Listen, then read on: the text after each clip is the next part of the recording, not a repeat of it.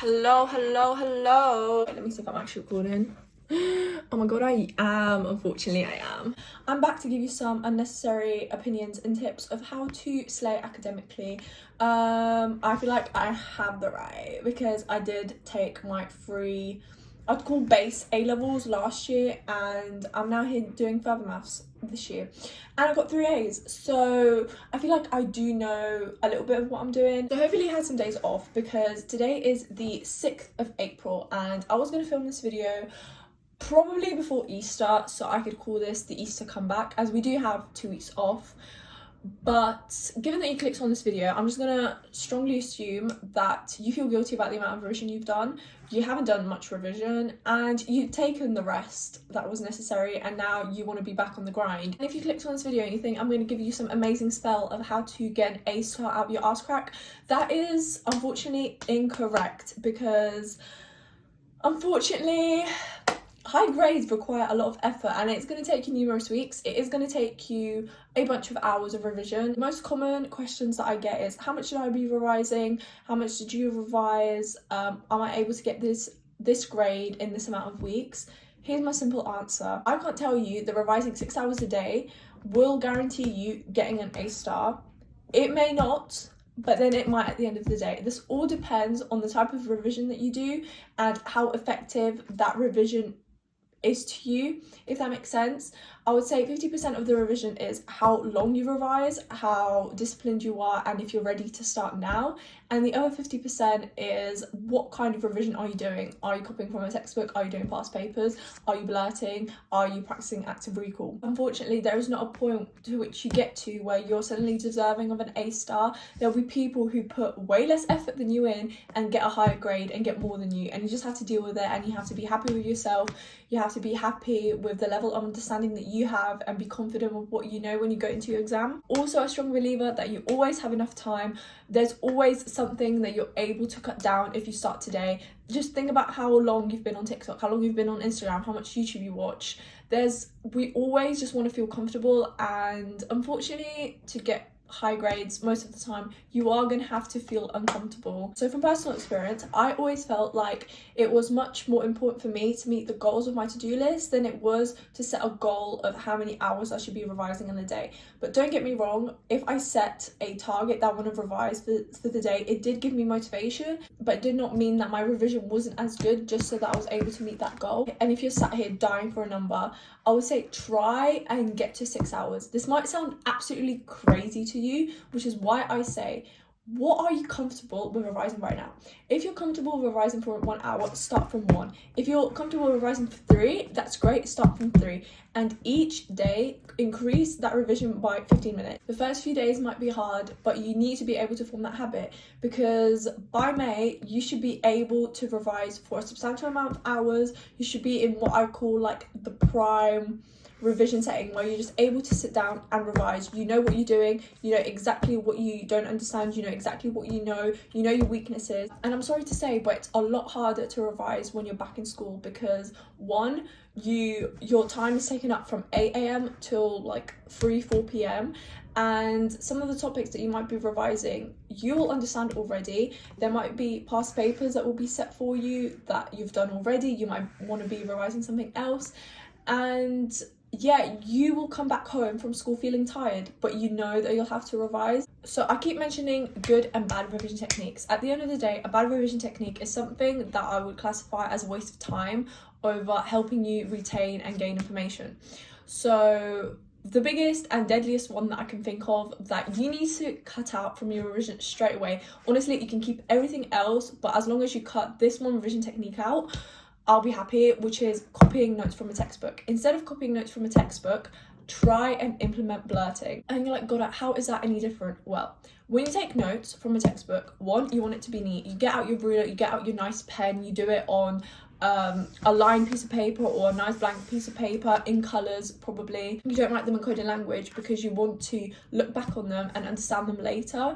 You try and have cut down only to the key information, but I've always personally felt that then I didn't trust my notes. I'd always feel like something's missing, and at the end of the day I'll just go back to the textbook. While with blurting, you make your brain work, you make your brain try and recall information. You might read the textbook and then write down everything that you remember. You might not even do it in full sentences. You might do like the first letter of each word. You do it just for the moment and you'll rub it out later, you'll get rid of it. Chance that you do it in your own words, you do it much quicker, as it's honestly always a scribble. You are actively testing your understanding and memory, because at the end of the day, that's exactly what's going to be tested when you do your exam. So I would so recommend to invest in a whiteboard and some pens. Go to Tesco. I know it may not seem like this is cheapest option, but I swear to you, they do like, well, I'll show you, 4 whiteboard marker pens for £1. To be honest, I don't think anything else is as deadly as rewriting notes from a textbook, and probably most of the other revision techniques can be classified as effective revision, but nothing is effective as past papers. Without past papers, there is no point, because you will never be ready for an exam if you don't know how it's formatted, what kind of questions they might be asking. You don't know how to gain full marks because you don't know how specific you need to be. It gives you additional information. It teaches you how to do calculations. It literally needs to be your textbook. That should become your textbook over the actual textbook. But before I sort of give you like a timetable, here are the first things that you actually need to do. You need to establish, Shabad, what are the topics that you don't want to come up in the exam? What topics make your screen crawl? Like, what are you thinking of right now? Right? And what you're going to do is you're going to make an extensive list, and you can mix A-level subjects together. It doesn't matter. You might want to do them separately, whatever. But at the end of the day, you need to only have top 5. And if your list is less than 5 or like less than 10, you're not being specific enough. You know, don't say biological molecules. Say, okay, lipids. Okay, what in lipids? Once you pick those 5 from the extensive list, that basically ensures that they are actually the worst of the worst and that you tackle the biggest problems first. The second thing that you need to do is establish whether you are a morning or an evening person. Does information stick better in your head if you revise at 8 a.m. or if you revise at 2 a.m? Personally, I kind of felt like I was neither. I felt like my prime revision time was probably from like 11 to 2 p.m. But if I woke up, let's say at 1 p.m, I never felt too guilty about it, because I just thought, okay, that time is moved and I'll just have to work harder in the evening. I think it's important not to punish yourself, but still try and experiment with it. Are you a morning? Are you a night person? I also like the idea of sometimes waking up early, because I knew that I could get like a substantial amount of like work done by 12. Obviously, just try and revise in that prime time, because revision will feel a lot easier if you want to revise. So option 1 is to spend the first week going absolutely like insane through the material to build that understanding. Go through the textbook, go through the revision guide, go through YouTube videos, go through the simple questions, the straightforward ones, and make sure that you're able to answer them. Obviously, starting from the worst of the worst topics to the ones that are like not as bad. So here would be like a hypothetical timetable. You'd wake up at 7 a.m. and scroll on TikTok, go make breakfast, so that by 8 a.m. you're able to sit at your desk or wherever you revise and be ready. I'm going to use my 3 A-levels that I've done as an example. So at 8 a.m. you're going to do synthetic roots in organic chemistry, and you're going to try and memorize the diagrams and the pathways. You look at it, copy it, fill in the mistakes, fill in what you've missed, get rid of that paper, look at the mark scheme again, flip it, copy it again. You know, to the point where you're basically able to do it with like 100% accuracy. Now, a top tip that I have for you is have a single sheet of white paper for each A-level subject. So you have one for chemistry, one for biology, one for maths, and that paper is basically going to be your cheat sheet. So let's say with the synthetic roots, there was one pathway that kept tripping you up from getting like, from being able to do that diagram of 100% accuracy. So what you're going to do is you're only going to write down that synthetic pathway, nothing else. You're not going to copy the entire thing. You don't understand how unbelievably useful that is, because you know that the things on that piece of paper are the absolute hardest things that you don't understand. It's hard for you to memorize. So once you do memorize everything on that sheet of paper, you basically know like the hardest bit of work is already done, and everything else should ultimately be a walk in the park if you did honestly start from the worst of the worst topic, basically no extensive note taking. So once you've done the blurting, and let's say it took you an hour, what you're gonna do, even if you're not finished, you're gonna go and change the topic to, let's say, biology, the hardest biology topic that you don't understand. You're gonna do that topic for an hour till you hit the 2-hour mark. At the 2-hour mark, you can either decide, okay, I feel like I can still keep going, and you keep either going with biology or you go back to chemistry, or you can decide, okay, I'm gonna have a break now. I personally really like changing the topic like an hour in, because it gave me a sense of urgency when I knew I only had an hour to basically tackle the topic. I was proper cramming that information into my head as fast as possible. I also like that I was able to tackle a couple of topics throughout the day instead of one. And then also, let's say I did finish the topic and I was going back on it the next day to finish it in the hour, I'd still have to, like, let's say, flick through the last 3 pages, and I might do 10 minutes of blurting just so that I remember like the initial pages of the topic before I start, you know, diving deeper. So at the end of the day, I was sort of practicing active recall. Also, never felt guilty about how long I would take for a break. If I knew that I had a 2-hour break, I had a 1-hour break right after my 2-hour revision session, I would not feel guilty as long as I was able to come back and do another 2-hour block. So if you feel like, okay, I'm fine with 5 minutes, take 5 minutes. If you feel like you need to take an hour, take an hour. But the most important thing is that you're able to focus for the next 2 hours. And after break, you can either dive deeper into the 2 topics, or you might start 2 new topics that are on your bad list, if that makes sense. Hopefully you get to a point where you're able to do this 3 times, resulting in like a 6-hour revision block. It might be less, but hopefully you're able to tackle between like 2 to 6 topics. Hopefully the tasks during like the days and weeks do get easier as you're able to tackle the worst of the worst topics. You get into the rhythm and you gain the confidence because you know that there's some new information that you've learnt through that hard work. And if you're sat here thinking, God, how the hell am I gonna be able to memorize all this information in like such a short amount of time? The absolute best way to lock in is, at the end of the day, you're either gonna cut down your revision by an hour or add an extra hour into your revision. And what you're going to do is you're going to revisit everything that you've done through the day, and you're going to blur everything, especially what you've done that morning, and in that order. So let's say you've done synthetic roots at 8 a.m. in the morning, you're going to start with that and go in the order from what you've done last to what you've done the most recently. This is what I like to call forced active recall, because throughout the day, as you do other topics, as your mind is elsewhere, your knowledge of that topic will ultimately go down.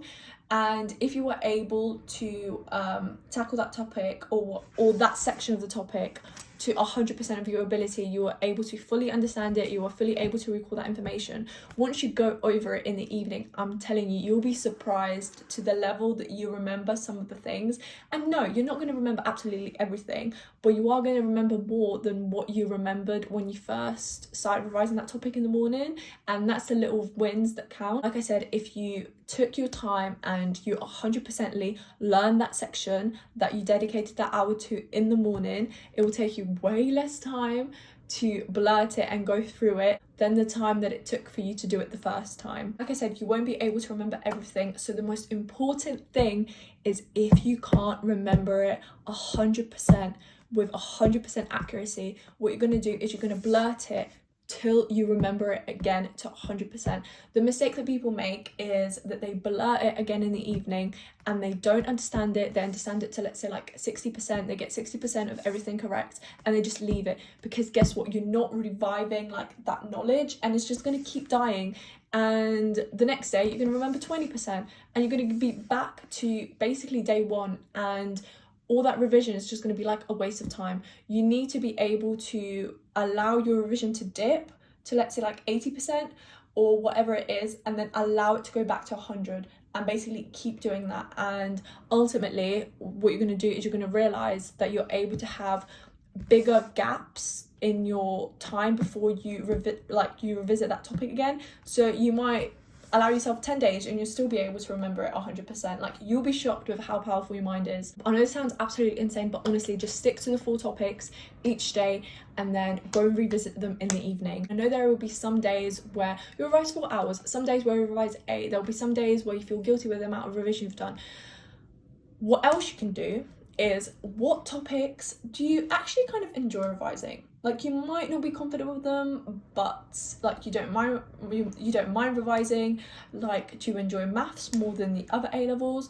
And basically dedicate some time to honestly put your headphones on, play a podcast, play a YouTube video, play like a movie next to you, and just revise that topic, something that doesn't really require that much brain power. So ultimately, let's say if you're down, you're still revising, but it doesn't feel like you're revising at the end of the day. Like, it does still feel comforting because you have that music, you still have things that you enjoy around you, but you're tackling like hard maths questions. The key thing to take away from this is to do little bits of everything each day, but not too much. Don't revise a topic for less than 45 minutes because I feel like then you're not able to retain enough information, and that sort of puts you on a risk of starting too many topics, and then everything just gets muddled and unfinished and it just gets a mess. So I say start from like 2 to max 6 topics, where let's say you had a 6-hour revision block, it would be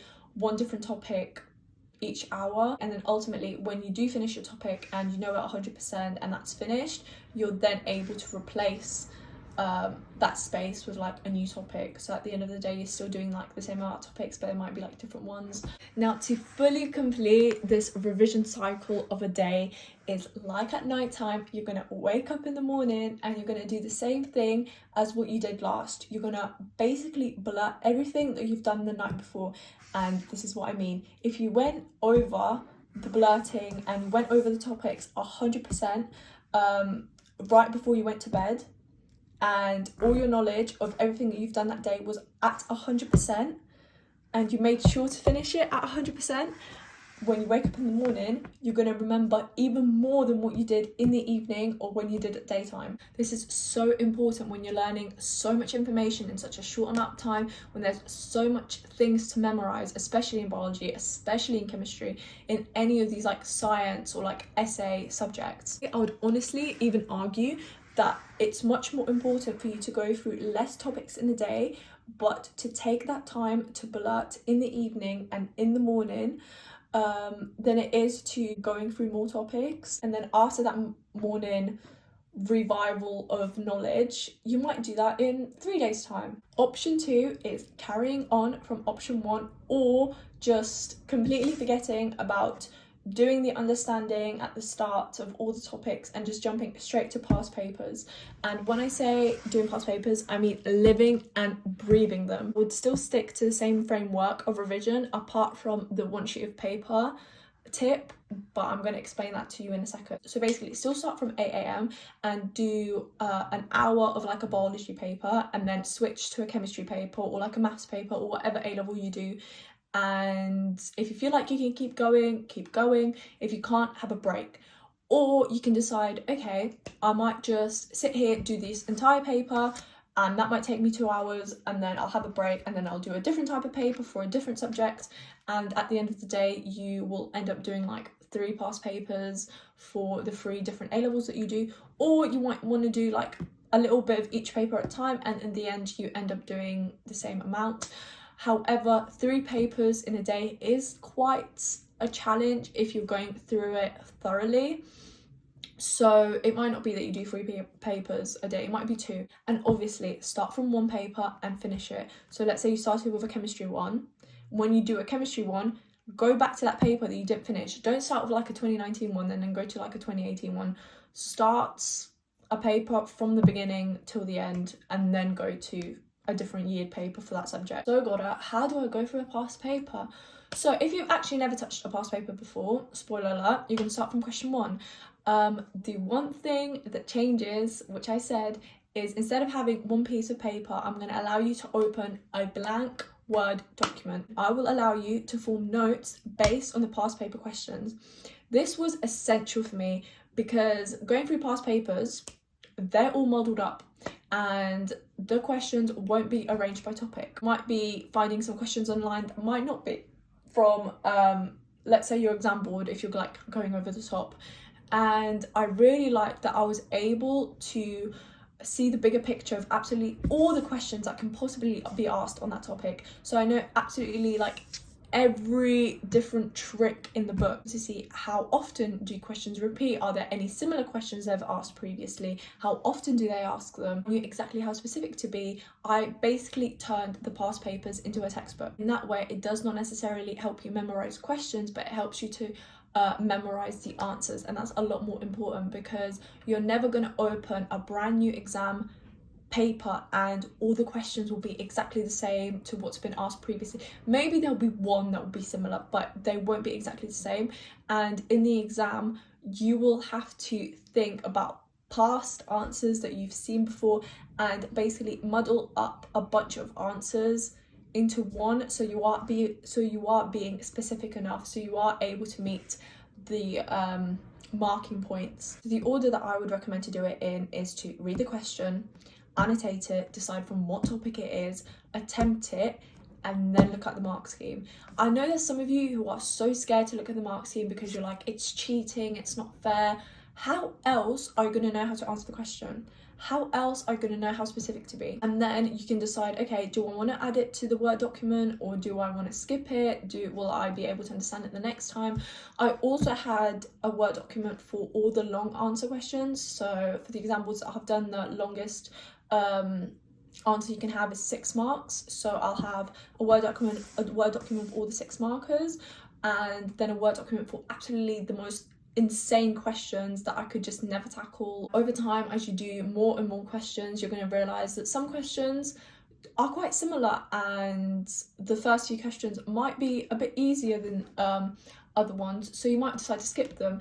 In some papers that I've done, there was a multiple choice, and I'll do that last because I felt like it was much more important for me to be able to answer the actual written question. I would also strongly recommend to start from AS level papers and then go to actual A level papers, because the AS level papers, they are a little bit easier and it helps you build that understanding of how they're gonna form the questions. Also speak to your teacher about shadow papers, about mock set papers.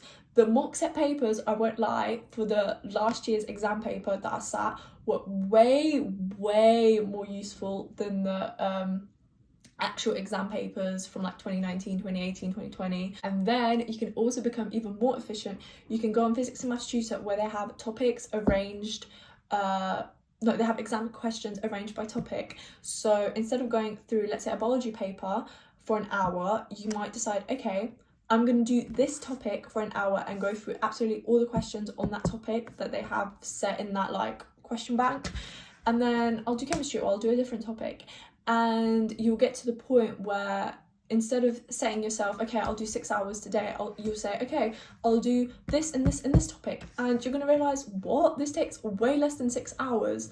And you might feel weird about it. You're like, what? There's people around me who are revising for much longer amounts of time. But the thing is, your revision is so much more useful that you don't need to be sat there for 6 hours. You can be sat there for 2. You can be sat there for 3.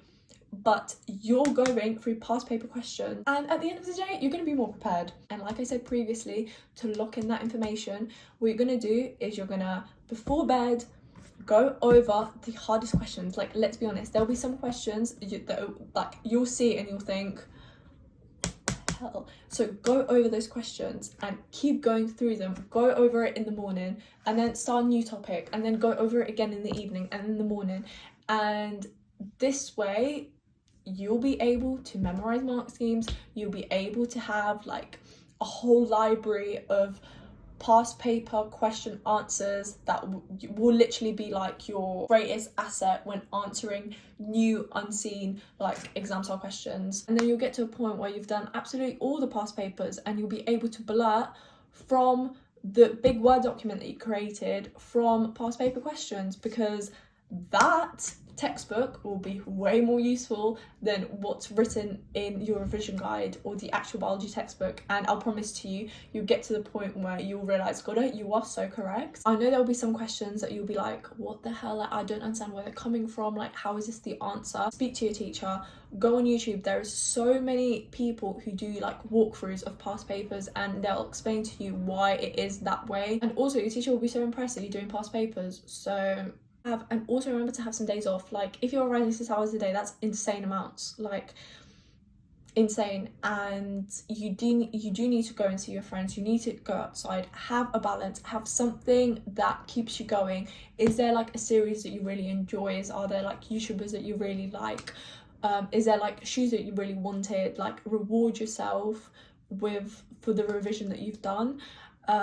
Otherwise you are on such a brink of burnout. You don't want to waste your time with that. You just want to keep going and get over that exam season, because then you're going to have the best summer ever and there'll be nothing to stress about, you know?